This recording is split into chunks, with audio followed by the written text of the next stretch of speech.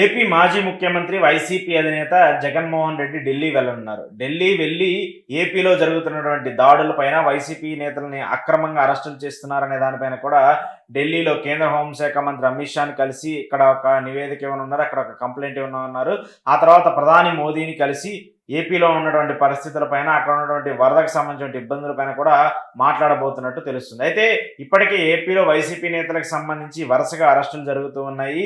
YCP నేతలను అక్రమంగా arrest చేస్తున్నారని చెప్పేసి జగన్మోహన్ రెడ్డి చెప్తున్నప్పటికీ కూడా టీడీపీ మాత్రం గత ప్రభుత్వంలో ఏదైతే అధికారంలో ఉన్నారనే అహంతో వాళ్ళందరూ టీడీపీ ఆఫీస్ పైన దాడులు చేయడము, టీడీపీ కార్యకర్తలను చంపడము, లేదంటే టీడీపీ కార్యకర్తల మీద అటాక్స్ ఏవైతే చేశారో వాళ్ళందరినీ కూడా చట్టపరంగా, న్యాయపరంగానే మేము చర్యలు తీసుకుంటున్నాము, వాళ్ళ మీద క్రమశిక్షణా పరంగా చర్యలు తీసుకుంటున్నాం అంటూ కూడా టీడీపీ చెప్తుంది. అయితే జగన్మోహన్ రెడ్డి మాత్రం ఇవన్నీ కక్షపూరిత చేసేటువంటి చర్యలుగాను, పనులుగాను భావిస్తూ వస్తున్నారు. దానికి సంబంధించి చంద్రబాబు నాయుడు పైన, టీడీపీకి సంబంధించిన వ్యక్తులపైన కూడా ఆగ్రహం వ్యక్తం చేస్తున్నారు. ఇప్పటికే లోకేష్కి సంబంధించి ఏదైతే రెడ్ బుక్లో ఆయన ఎన్నికల టైంలో రెడ్ బుక్ని చూపిస్తూ, రెడ్ బుక్లో నేను కొంతమంది పేర్లు రాసుకున్నాను, ఈ పేర్లన్నింటినీ కూడా మేము అధికారంలోకి వచ్చిన తర్వాత వాళ్ళందరికీ ఎలాంటి శిక్షలు వేయాలో, న్యాయపరంగా ఎలాంటి శిక్షలు వేయాలో ఆ శిక్షలన్నీ వేస్తామని చెప్పేసి లోకేష్ చెప్పినటువంటి నేపథ్యాన్ని జగన్మోహన్ రెడ్డి ఇప్పుడు మళ్ళీ ప్రస్తావిస్తూ, లోకేష్ ఎన్నికల్లో చెప్పినట్టు ఏదైతే రెడ్ బుక్ రాజ్యాంగం ఉందో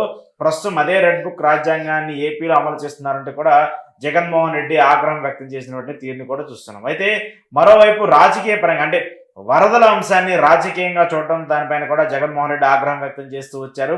కావాలని చెప్పేసి వీటన్నిటిని తప్పుదో పట్టించడానికి వైసీపీ నేతలు కావాలనే కృష్ణానదిలో బోట్లను వదిలారని చెప్పేసి, లేదంటే బుడమేరు వాగుకు సంబంధించి కావాలని అక్కడ అక్రమ కట్టడాలు వైసీపీ నేతలు చేపట్టారని చెప్పేసి ఏవైతే టీడీపీ ఆరోపిస్తుందో అవన్నీ కూడా అవాస్తవం అనే విధంగా జగన్మోహన్ రెడ్డి కామెంట్స్ చేస్తూ వస్తున్నారు. సో ఇప్పుడు వీటన్నిటిపైన ముఖ్యంగా వైసీపీకి సంబంధించి వరుసగా వాళ్ళ నేతల అరెస్టుల పైన, వాళ్ళకి సంబంధించి దాడుల పైన కూడా జగన్మోహన్ రెడ్డి చాలా సీరియస్గా ఉన్నారు.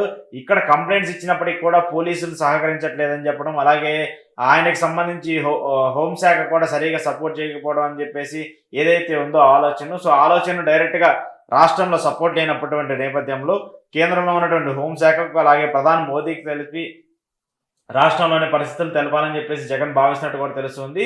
మరి ఈ వారంలో కానివ్వండి, లేదంటే ఈ నెలాఖరులో కానీ ఢిల్లీ వెళ్ళి ఈ పరిస్థితులన్నింటినీ కూడా జగన్మోహన్ రెడ్డి కేంద్ర హోంశాఖ అమిత్ షాకు, లేదంటే ప్రధాని మోదీకి కూడా వివరిస్తారని చెప్పేసి అర్థమవుతోంది. మరి జగన్మోహన్ రెడ్డి ఈ నిర్ణయం తీసుకుంటారా, లేదా కేంద్రంలో ఇక్కడ టీడీపీ కొలిజన్తోనే ఇక్కడ కేంద్ర ప్రభుత్వంలో వాళ్ళు ప్రభుత్వం ఏర్పడింది, ఇక్కడ రాష్ట్రంలో కూడా బీజేపీతో మద్దతులో ఉన్నారు కాబట్టి జగన్మోహన్ రెడ్డి బీజేపీ దగ్గరకు వెళ్ళే సాహసం కూడా చేస్తారా లేదా అనేది మాత్రం ఒక ప్రశ్నార్థకంగా అయితే ఉంది. కానీ ఖచ్చితంగా కేంద్ర హోంశాఖ కేంద్రానికి మాత్రం ఖచ్చితంగా రాష్ట్ర ప్రభుత్వం చేసేటువంటి పనులపైన ఒక కంప్లైంట్ అయితే ఇవ్వాలని చెప్పేసి వైసీపీ అధిష్టానం భావిస్తూ ఉంది.